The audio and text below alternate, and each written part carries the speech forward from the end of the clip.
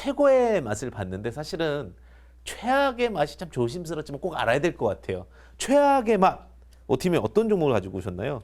네, 오늘 이번 주는 아무래도 바이오주들이 전체적으로 좀 약했어요. 그쵸. HLB 사건도 있었고요. 네, HLB 관련된 이슈 때문에 이제 급락하면서 또 이런 것도 있잖아요. 그러니까 시장에서 조금 이제 시가총액이 크거나 아니면 개인 투자자분들의 관심이 높거나 이런 종목이 어떤 이슈로 급등하면 같은 섹터에 있는 다른 종목군들이 같이 딸려 올라가고 네네. 또 어떤 이슈로 급락하면 같은 섹터에 있는 다른 종목군들이 같이 이제 하락하는. 그쵸. 우려감으로 인해. 네, 그래서 이런 것들이 이제 좀 파장이다 이렇게 보시면 되는데, 그래서 이번 주는 그 HLB 관련된 리보스라는 이슈로 인해서 제약바이오주가 전체적으로 좀 약했어요. 그래서 오늘 제가 원바이오젠이라는 기업을 좀 가지고 왔는데, 이거는 이제 종목 모멘텀은 괜찮습니다. 네, 근데 가격적인 부담이 있었고 실적 대비해서는 조금 높은 주가가 아니냐 이런 우려감들이 좀 있었어요. 네. 그러다 보니까 이제 하락했던 종목이라고 보시면 되겠는데요. 이게 창상 피복제를 개발하고 제조하는 업체인데요. 창상 피복제라는 게 그 상처 보호라든지 뭐 오염 방지, 그래서 의료용 소재로 좀 많이 쓰입니다.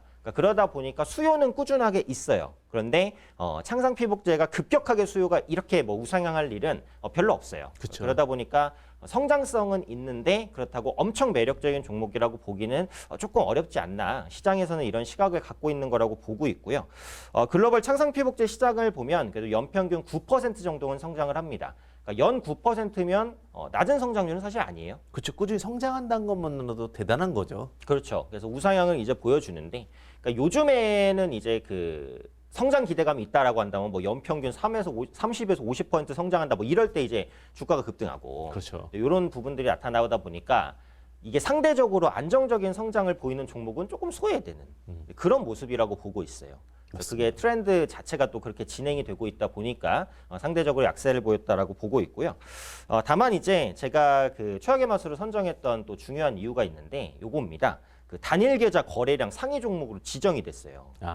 단일 계좌에서 자주 매매한다는 것은 약간 이제 주가를 조금 그 조작하거나 움직이려는 그런 의도가 있다. 그렇죠. 이렇게 이제 그쵸?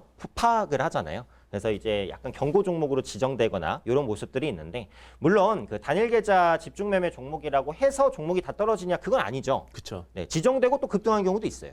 네, 하지만 그런 지정에 대한 뭐 의심, 그러니까 주가를 움직이려는 의심 이런 것들이 있다는 것만으로도 사실 기업에 대한 뭐 신뢰라든지 이런 부분들이 좀 떨어질 수 있는 부분들이고, 요즘 들어서 특히 이런 단일 계좌 거래량 상위 종목 지정 이슈들이 많이 나오는 것 같아요. 그렇죠. 단일 계좌라는 결국은 한 지점에서 나왔거나 혹은 1인이 매도를 그렇죠. 많이 했을 때 맞습니다.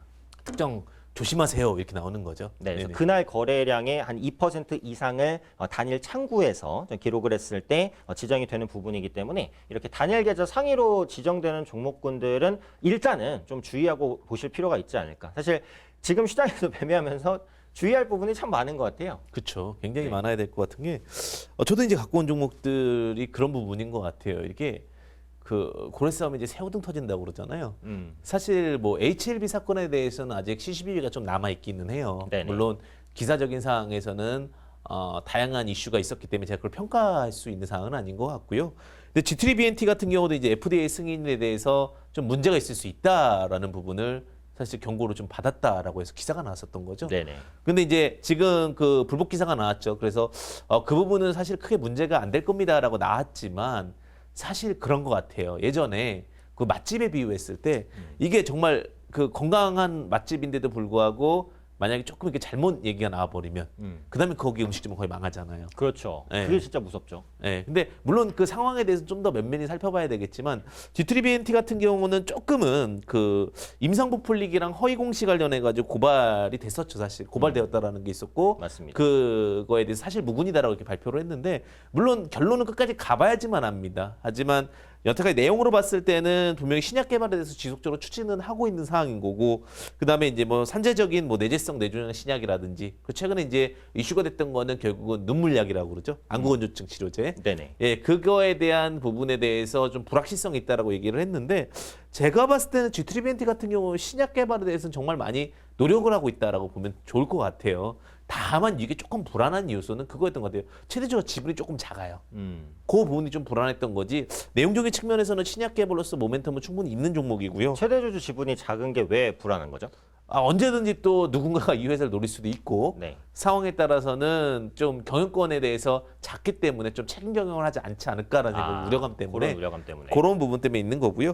근데 이게 참 이상한 게요. 연기금이 급락하기 며칠 전에 대량 매도를 했어요.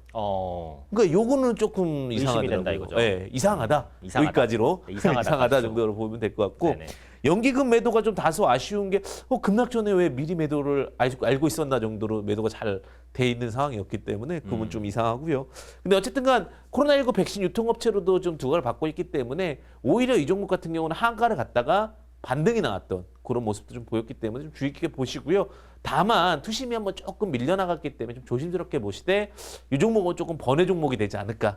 오히려 제약바이오 중에서는 그래도 저는 신약으로 좀 더 나타낼 수 있지만 조금 어떻게 보면 제약바이오 이슈로 인해서 HLB 발로 같이 좀 내려왔던 케이스가 아니었을까라는 생각이 듭니다. 급락했지만은 이제 관심을 좀 가져볼 수 있을 만한 종목이다. 네, 그죠. 크게 의견이죠? 문제 없을 것 같은 종목이다. 이렇게 좀 볼 수 있을 것 같습니다. 알겠습니다.